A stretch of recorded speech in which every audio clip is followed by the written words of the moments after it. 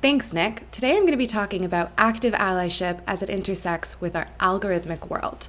Granted that social media has come to play a huge part of our lives and a huge part of changing culture, I want to take some time to talk about the way users are using different platforms, the way the platforms are playing a part in these cultural shifts, and discuss some things that we might need to spend a little bit more time thinking about.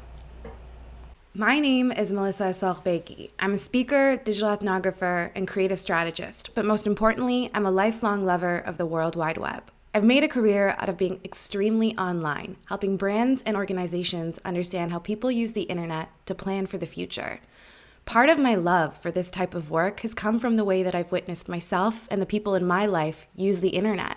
We tell our stories online, we share our interests, and leave digital traces that essentially become artifacts. It's why I love putting my friends' tweets in decks.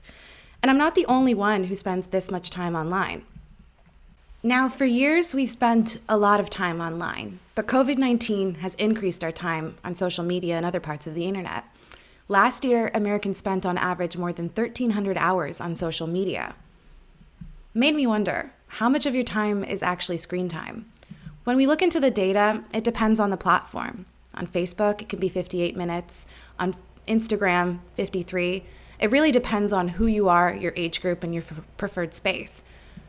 But when we start thinking about that time yearly, that's when the numbers really start to add up.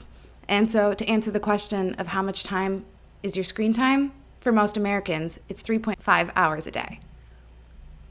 So what does this have to do with insurance? Well, in a time in history where we haven't really been able to be ourselves in a physical world, we've had to be ourselves online. And we find people saying statements like, I post therefore I am. This isn't happening in isolation. This is a feeling that's shared by generations of people from all ages, all walks of life. Makes me think about the internet and the role it plays in our lives. I think the internet is a tool. It's a tool that has many different use cases. It's a tool that helps us learn, a tool that allows us to share information, a tool that we can use to entertain ourselves. And most importantly, in a year where we've lived a global pandemic, it's a tool that allows us to connect. These tools are empowering. Now, who have these tools empowered? On a platform like TikTok, we've seen different marginalized groups and minority communities use the platform to increase their representation, share their voice, and tell their story. Some accounts I highly recommend following are Notorious Cree, a creator from the Indigenous community, Crutches and Spice, a creator who focuses on activism and disability, and Jessie Sully, a trans parent navigating transitioning while also being a parent. We are at a festival celebrating diversity and inclusion, but I want to encourage us to think differently about what those terms mean. One of the incredible use cases of TikTok has been witnessing the ways that members of our community who are older have used the platform to simply be a part of culture. It's great to see the diversity of creators on this platform, but it's also important to think about the audiences and who exactly is watching all this content. And essentially what this means is that the internet and social media provide minority groups and marginalized communities with the opportunity to connect with others, share their experiences, find role models, and create content reflecting their own life that isn't represented elsewhere to audiences in sizes previously unimagined. The thing is, while these tools empower us, we're also at the mercy of these platforms. In 2019, TikTok admitted that it had suppressed videos by disabled, queer, and fat creators as its algorithm believed that these pieces of content were vulnerable to cyberbullying. Examples of other creators and users that would have been susceptible to bullying and harassment included people with facial disfigurement, autism, Down syndrome, and disabled people or people with some facial problems. The other observation that I have with the ways in which we're telling our stories online is how much we're becoming a watchdog society and how much we have completely forgotten that we don't know who is and who isn't watching or how the information that we're putting out into the world is being used.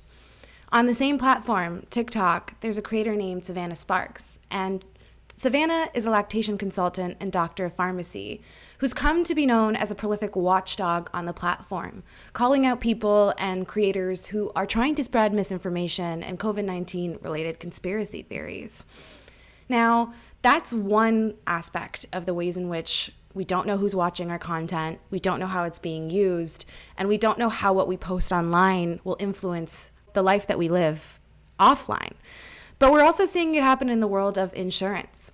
In 2018, a man from Montreal made public headlines when he revealed that his insurance claims had been denied after his insurance provider used his social media activity to investigate whether or not he was actually living with depression. In the article, he says, "They could see I was very active, posting. I have children. I looked happy. I was running, that kind of stuff. Every doctor nowadays agrees that exercise is probably the best natural antidepressant there is out there." And so the way that he was telling his story online was being misinterpreted from some of the things he was actually dealing with in the real world. And all of this is starting to become an industry norm. In 2019, New York State allowed New York insurers to evaluate social media to set premiums and dispute claims if they could prove why this source of information was valid for the specific case. And when we think about the future of these kinds of activities and behaviors, it's really interesting to think about our online presence.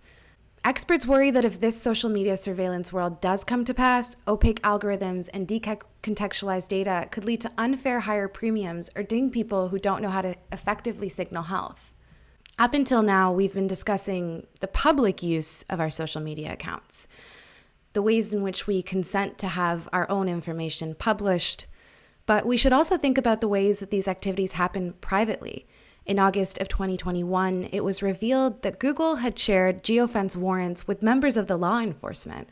In a public statement, they said, "We vigorously protect the privacy of our users while supporting the important work of law enforcement."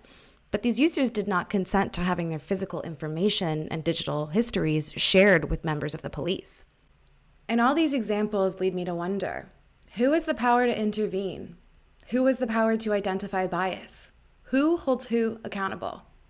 It's actually those same users that are using those platforms. In 2020, a user identified that Twitter's algorithm was rich with bias.